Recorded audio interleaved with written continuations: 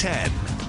Good evening, everyone. Welcome to News 2 at 10. I'm Bob Mueller. And I'm Haley Wilgus. Help for teens fighting addiction. As the Tennessee opioid crisis grows, a local nonprofit is trying to get ahead of the problem with a new recovery center.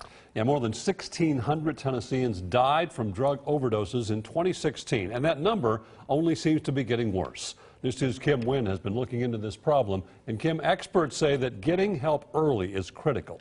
Bob, that's right. Early intervention makes a huge difference. That's why the nonprofit Cumberland Heights plans to open a new treatment center just for teens called Arch Academy. Their goal is to catch teens at that critical age before their addictions become worse. So originally this was a bed and breakfast, and this is the main house. Jay Crossan has a big vision. All of the group rooms and counseling rooms will be in here, both for the patients and their families. By next year, he's turning this 67-acre lot in Pegram They might do some life skills, learn how to cook.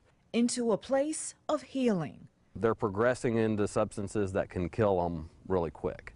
And so we really need that intervention to break that cycle of addiction. Crossan is CEO of Cumberland Heights, a drug and alcohol treatment center. Next year, the nonprofit will turn this space into Arch Academy, a 6-month recovery program for teen boys ages 14 to 18 battling addiction. We want these kids to graduate high school. We want them to go to college.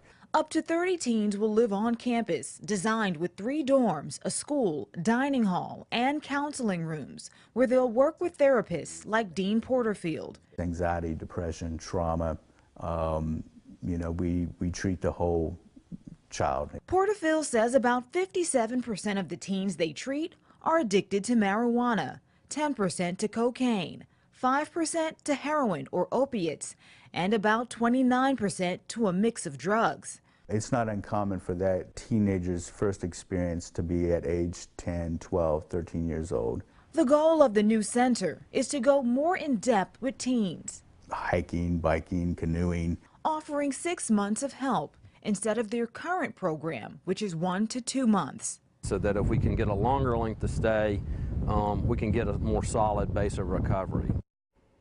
And the nonprofit will hold a groundbreaking ceremony for the teen center next Thursday.